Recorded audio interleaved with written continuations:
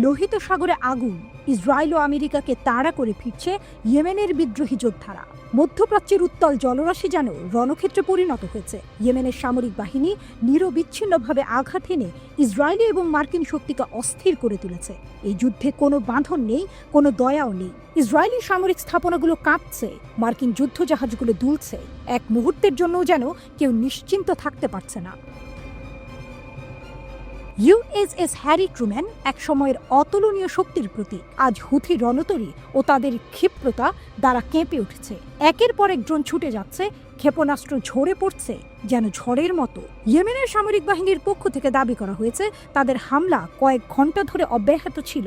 লোহিত সাগরের জলরাশি একে একে সাক্ষী হচ্ছে এই উত্তপ্ত লড়াইয়ের। এ যেন রাতের আকাশে এক ভয়াবহ আলোর উৎসব। বিস্ফোরণের পর বিস্ফোরণ প্রতিধ্বনি তুলে যায় সমুদ্রের অতল থেকে।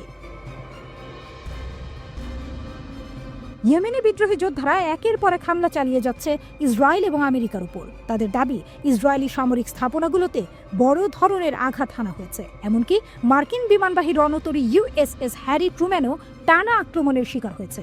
তাদের বিবৃতি অনুযায়ী এই হামলা কয়েক ঘন্টা ধরে চলেছে। তারা দাবি করেছে জাফা শহরের আইডিএফ সামরিক ঘাঁটিতে ড্রোন হামলা চালানো হয়েছে, তবে কোনো সতর্কতামূলক সাইরেন বাজেনি। ইয়েমেনি যোদ্ধারা এতে দমবার পাত্র নয়। তাদের দাবি, রাতারাতি চালানো আক্রমণ ছিল সম্পূর্ণ সফল। এই লড়াই শুধু অস্ত্রের নয়, মনোবলেরও। এক যুদ্ধ যেখানে উত্তেজনার বিরুদ্ধে উত্তেজনার প্রতিশ্রুতি নিয়ে তারা অগ্রসর হচ্ছে। ইয়েমেনের আকাশে যেন গর্জে উঠেছে প্রতিরোধের ডাক। ইয়েমেনের সংকল্প, ফিলিস্তিনের পাশে, প্রতিরোধের পথে। ইয়েমেনের সামরিক বাহিনী স্পষ্ট করেছে তারা শুধু নিজের জন্য লড়ছে না, তারা ফিলিস্তিনে নিপীড়িত জনগণের পক্ষে দাঁড়িয়ে লড়ছে। তাদের লক্ষ্য একটি, যতক্ষণ গাজার অবরোধ চলবে ততক্ষণ এই প্রতিরোধ থামবে না। তার ইতিমধ্যেই লোহিত সাগরে ইসরায়েলগামী বাণিজ্যিক জাহাজের চলাচল থামিয়ে দিয়েছে। মার্কিন প্রতিক্রিয়া, মার্কিন যুক্তরাষ্ট্র ইয়েমেনের ভূমিতে হামলা শুরু করেছে। ট্রাম্প প্রশাসনের আমলে ইয়েমেনি বিদ্রোহীদের অবস্থানে নির্বিচারে বোমা বর্ষণ হয়েছে। কিন্তু ইতিহাস বলে ইয়েমেনের এই বীর যোদ্ধারা কখনো মাথা নত করেনি। তাই তো প্রতিশোধ আসতে দেরি হয়নি। ইয়েমেনের সামরিক বাহিনী আবারও মার্কিন নৌবাহিনীর বিরুদ্ধে আক্রমণ চালিয়ে দিয়েছে। আমেরিকার এয়ারক্রাফট ক্যারিয়ারের বিরুদ্ধে ইয়েমেনি বিদ্রোহীদের অভিযান। কয়েক ঘন্টা ধরে সামরিক অভিযান চালিয়ে ইয়েমেনি বিদ্রোহীর মার্কিন বিমানবাহী রণতরী ট্রুম্যানকে লক্ষ্যবস্তু বানিয়েছে। সমুদ্রের বুক কেঁপে উঠেছে, বোমার ধোঁয়ায় আকাশ আচ্ছন্ন হয়েছে। এই হামলা যেন এক প্রতিশোধের বার্তা, এক অবিনশ্বর সংকল্পের প্রতিচ্ছবি।